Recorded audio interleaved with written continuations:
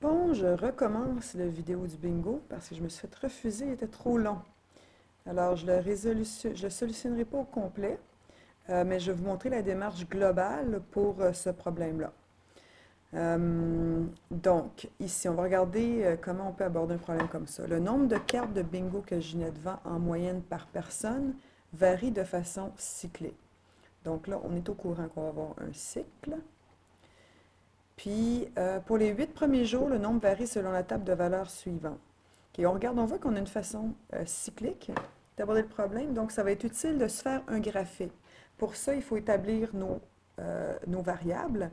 Alors, on s'intéresse au nombre de cartes de bingo qui est vendu en moyenne par personne. Puis après ça, on parle de temps, nombre de jours. Alors, même si on regarde par exemple la table de valeurs ici, ce qui vient avant, c'est toujours notre X. Ce qui vient après, c'est toujours notre Y. X vient avant Y. Alors, on sait qu'on va avoir le temps, le nombre de cartes vendues en fonction du temps. On peut se faire un graphique ici, comme ceci. Et on sait que ça, c'est le nombre de cartes par personne. Et ici, c'est le temps en jours. Et voilà, là, c'est ça qu'on sait. On a une première partie pour les 8 premiers jours. Ça varie selon cette règle-là. Ensuite, on nous dit que ça plafonne à 21,3 pendant 10 jours. Donc, on terminait à 21,3 ici et ça plafonne pour 10 jours. Par la suite, l'argent des pensions commençant à s'épuiser. Pour les 12 prochains jours, la vente de cartes diminue de façon constante. On a une troisième règle, jusqu'à ce qu'aucune carte ne soit vendue. Et le cycle se répète de nouveau. Donc, on a 8 jours. 8 jours ici. On a un autre 10 jours ici. Et on a un 12 jours. Donc, 12 plus 10 plus 8, ça nous fait 30 jours. Donc, on peut faire un graphique de 30 jours qui s'étale sur 30 jours. Et on sait que notre axe des Y va s'étaler jusqu'à 21,3 périodiques. Parce qu'après ça, ça diminue. Donc, on peut le faire. Maintenant, alors si j'y vais, bon, mettons 2, 4, 6, 8, 10, 12, 14, 16, 18, 20, 22, 24, 26, 28, 30. OK, donc c'est là 2, 4, 6, 8. 8, je vais prendre 8 parce que c'était une de nos données importantes. 10, 12, 14, 16, 18. Une autre donnée importante parce que c'est 10 jours plus tard. 10 jours plus tard que 8 jours. Ensuite, on échelonne ça jusqu'à 21,3. Donc, on peut y aller avec... donc, ici, à peu près, ce serait 10. 2, 4, 6, 8, 10, 12, 14, 16, 18, 20, 22. C'est bon. Donc, ici, on a 2, 4, 6, 8, 10. 2, 4, 6, 8, 10. Donc, 20 ici. C'est bon. Alors, ensuite, on peut regarder ce qu'on a comme première partie. Première partie, on a ça, on ne sait pas trop à quoi ça ressemble, mais on va se donner, on va se mettre des coordonnées sur le graphique. Alors, on a un point 0, 0. On a un point 1, point 3, donc environ ici. On a un point 2, 1,3, donc environ ici, c'est très rapproché. On a un point 3, 3, donc environ ici. Et on a un point 8, 21 tiers. Donc on a un point ici. Bon, on voit tout de suite que ça ne peut pas faire une droite. Ça ressemble plus à peu près comme ça, à une courbe. OK. Alors, on n'a pas vu des millions de courbes. On a vu la courbe exponentielle et la courbe, l'inversement, la rationnelle, l'inversement proportionnel.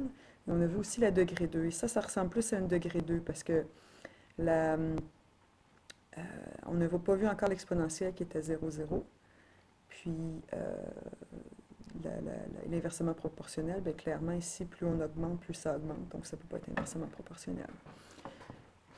Alors, ce qu'on va faire, ensuite, ça plafonne pendant 10 jours. Donc, on a une droite comme ça jusqu'à 18. Et ensuite, on nous dit que ça va diminuer de façon constante. Alors, ça diminue de façon constante.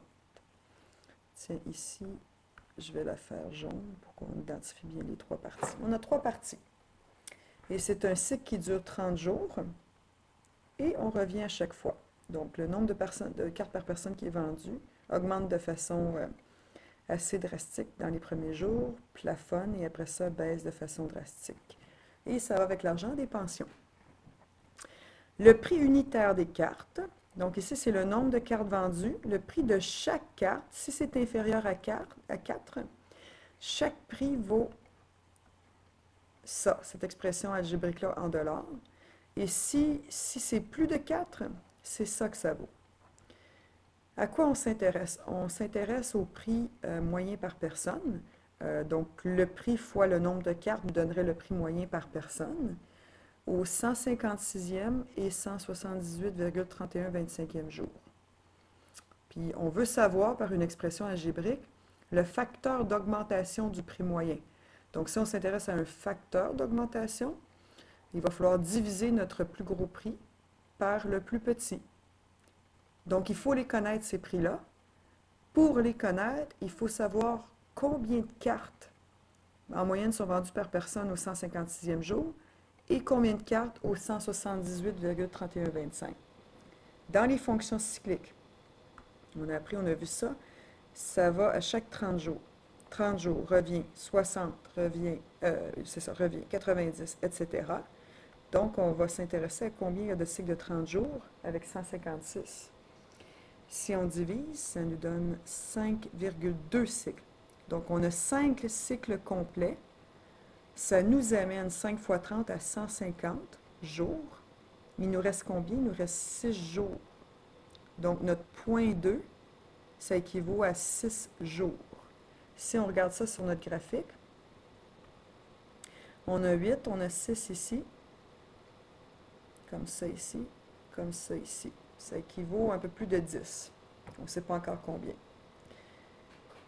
Donc, on peut trouver, comment on peut trouver cette valeur-là, parce que ça nous prend évidemment le nombre de cartes. Là, on voit quand même que c'est supérieur à 4. Donc, il va falloir multiplier ce nombre-là par ce qu'on a ici.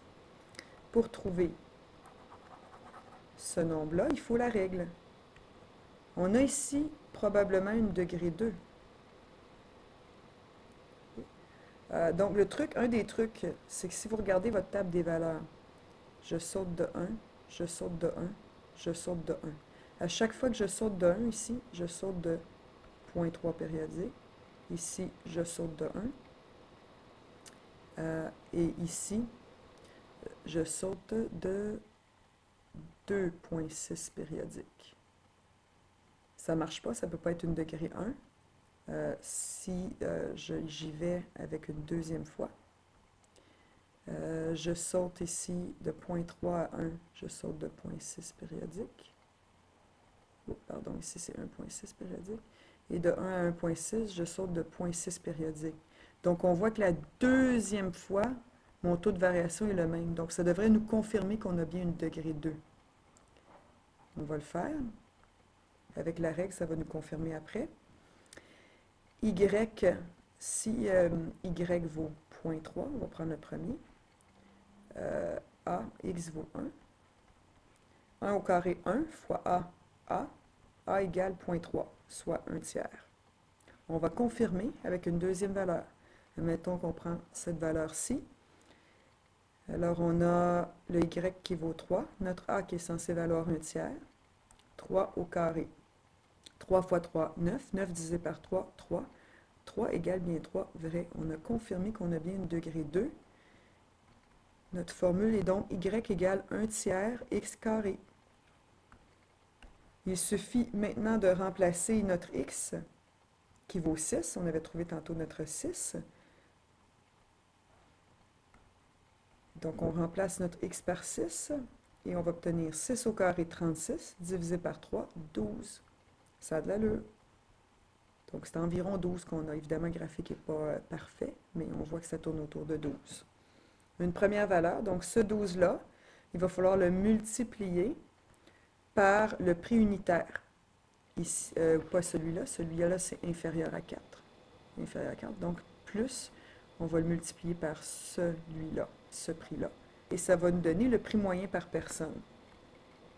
On va maintenant trouver le deuxième prix moyen.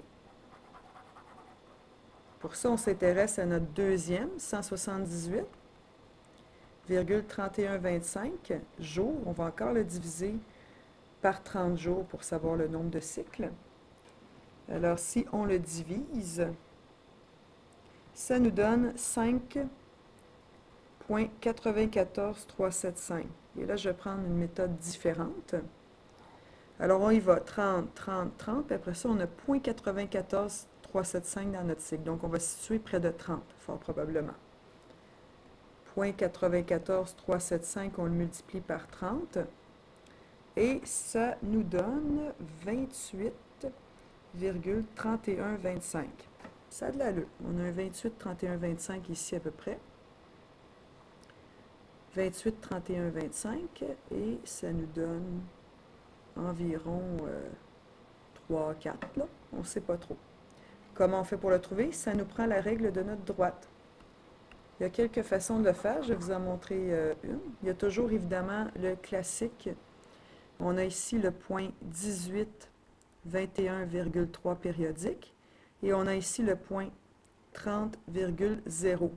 Alors, on peut trouver notre taux de variation, qui est toujours variation des Y sur variation des X. Ensuite, on a notre formule. On a une droite, donc une fonction affine. On a trouvé notre A. Si on trouve notre A, il suffit de remplacer Y et X par une de nos valeurs. On va trouver notre B. Et si on veut confirmer que notre règle est bonne, on remplace nos X et nos Y par une autre valeur, et ça devrait confirmer que c'est la bonne réponse. Maintenant, moi, je vais faire maintenant une manière différente. Je vais faire le rapport et proportion.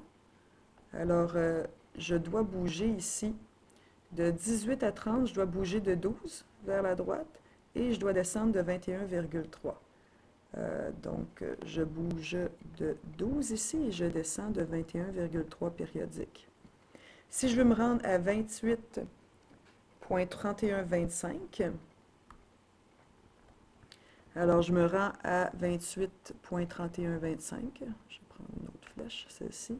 Je me rends 28,3125 et je descends de combien, ce que je ne sais pas. Je vais bouger ici. Donc, de 18 à 28,3125, ça me donne 10,3125. Et cette distance-là que je ne connais pas. Alors, je fais un rapport et proportion. 10,3125 sur ce que je ne connais pas, ça équivaut dans le fond à 12 sur 21,3 périodique. Alors, je fais un produit croisé. Ça fois ça divisé par 12. Alors, ce que je ne connais pas, ça équivaut à 18,3 périodiques. Donc, tout ça ici, c'est 18,3 périodiques. Comme jusqu'en bas, c'est 21,3, ma petite hauteur ici, 21,3 moins 18,3, c'est 3.